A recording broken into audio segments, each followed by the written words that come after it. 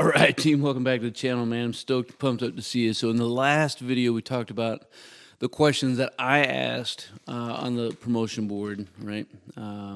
Scratch sheet of paper that I jammed down. This one, we're going to talk about some of the questions that some of my peers, my battle buddies, asked during the promotion board.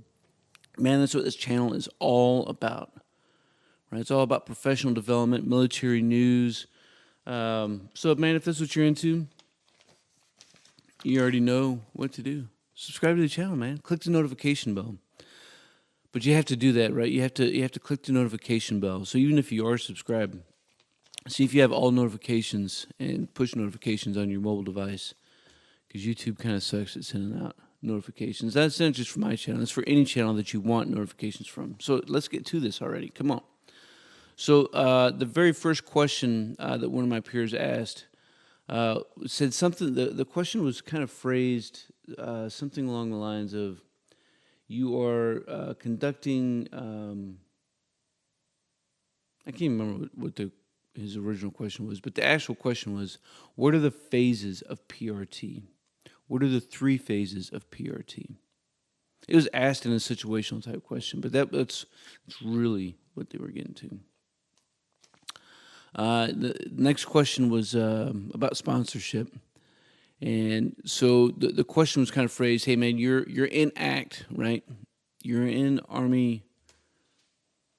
And so the next question was kind of on sponsorship. And so my battle said, "You're in ACT and you're getting ready to sign a soldier as a sponsor. What are your considerations? Like, how are sponsors actually, how do we assign sponsors?" And for the most part, folks had like no answer to this.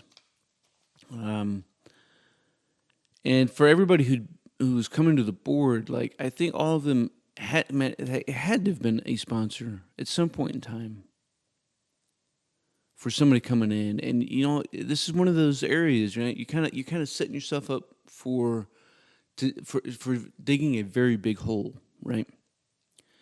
Because everybody complains about sponsorship. "Well, my sponsor sucked. My sponsor sucked." So if you can't talk about sponsorship, and I could probably catch you saying that sponsorship isn't what it could be better, then you have to have a way to make it better, which means when you're assigned to be a sponsor, you need to know what you're doing.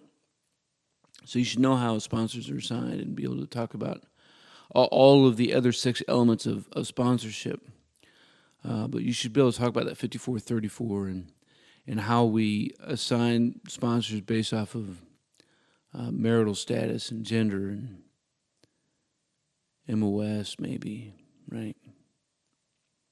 Somebody who's been on station for a little bit, right? They know about the post, they know about the unit, they can answer questions, they can help and reach out to that incoming soldier, help them and their family. You should be able to talk about that welcome letter that they're going to send out. In fact, if in answering how our sponsors assign, you could go into all 6 elements, and I think the 6 elements ended up being more of a follow-on question. Right, so next up is a soldier. You come up across a soldier who you find out, discovered, took a couple bottles of pills. What's your response? What do you do? And this one, I think most everybody kind of was moving in the right direction, with how to deal with an apparent attempted suicide.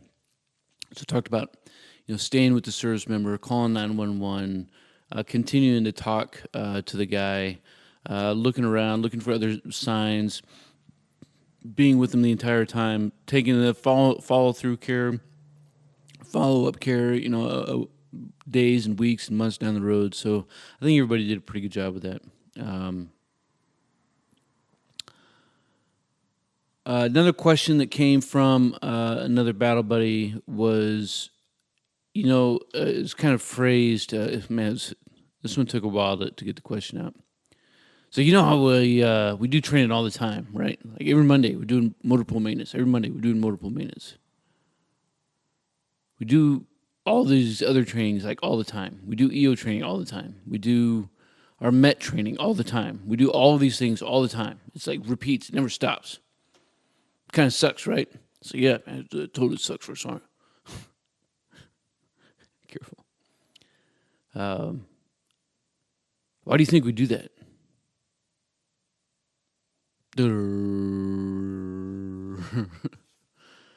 Not much of an answer, so kind of led him into the right direction, asking the following question, which is, what is task atrophy?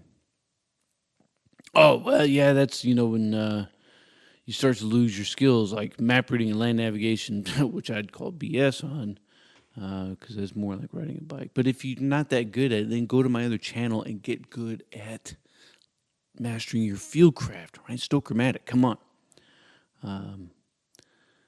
But it is true. So we do things all the time because when we don't, we're going to start losing things. We're going to start taking things for granted, right? At the end of the day, it's just like getting back into the regulation.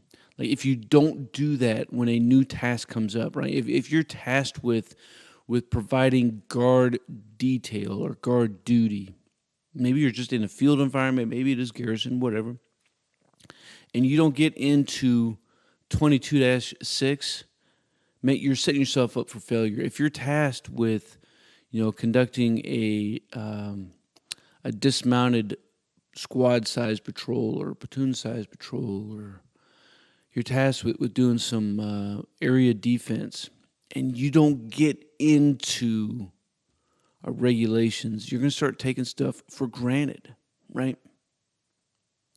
Well, this is how we've always done it. Or this is what we did in my last unit. This is how we ran ECP.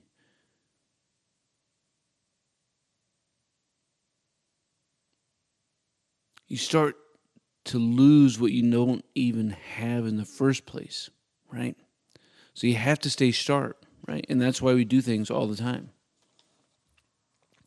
And then so another question was, you have a soldier who failed the height and weight, and then they failed their body composition or their tape test. Are there any exemptions for a soldier to not be held administratively accountable for failing their height and weight and their tape test?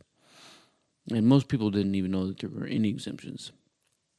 Like, being a submarine, right? Right? I mean, come on. Sorry there, soldier, I know you're pregnant, but we're going to kick you out because you're fat. No, that's not how that works, right? I'm sorry that you lost your leg or that you went through this issue, or, even if you're being diagnosed currently for an issue, endocrinologist or whatever could talk to your provider about writing a profile, which would make you exempt for a specified period of time. And that's kind of how that works as they figure things out. Doesn't mean that you can't be taped in that particular case, and it doesn't mean that you shouldn't be flagged in that particular case, but you're not going to be chaptered. So, of course, they asked about 2 questions in some of the other subject areas, but those are the ones that I wrote down. I think for the most part, the folks appearing did a fairly decent job with some of the questions. You notice, man, nobody asked, what is a specific regulation? What is the regulation that covers the wear and appearance of military uniforms? Another question was, how you're helping a soldier with their ASUs, and as a female soldier, how do you place the nameplate? How do you help that soldier place the nameplate on their uniform? Somebody started talking about pockets. Again, they started talking about pockets. And one of them, the sponsor was a female, right? So, I mean, you just saw a female ASU uniform before walking in. Don't talk to me about pockets on ASU uniform for a female soldier. What are we doing? What are you doing? Some of the other things that folks didn't have, right? Like, only one person, I think, had any kind of edge dressing on the shoes. And we all said, edge dressing, edge dressing, edge dressing, edge dressing. Folks tying unauthorized knots for their necktie. One had an authorized knot, but didn't know that it was a four in hand, and they assumed it was a full Windsor, and it was not a full Windsor, which is what you need to tie. I tied my knot like 11 years ago, man. I haven't untied that thing since. Only one, again, had dog tags on. Trying to remember any other uniform deficiencies. One didn't match their SRB. They had on an extra ribbon that wasn't on there. So there was a lot of other things, little things that kind of didn't set the groundwork right, when somebody started coming in. And I'll do another video about what you can do to pretty much ensure. It's like 60% of the time, man, it works all the time, right? What I'm gonna share with you in that one, right? It's what I call the 2-minute drill. The 2-minute drill works all the time. 60% of the time, anyways. It works all the time. Hey, let me know what questions that you have about promotion or competition board, and we can continue to keep this conversation rolling, man. If you think that you have somebody out there that could benefit from this series of conversations, the style conversations, then consider sharing it out with a battle buddy or a peer or subordinate, whatever. That way we can continue to grow the conversation. Because from your interactions, like down in the comments below, like it just makes me better. So leave some comments down below. Whether it's something that worked well, right, and you're happy to see it, happy to hear it, or something that we could have gone into a little bit more in detail. And we'll continue to do just that, man. Continue to master our craft. I appreciate all you guys, man. You stay out there, you keep grinding, and you stay stoked.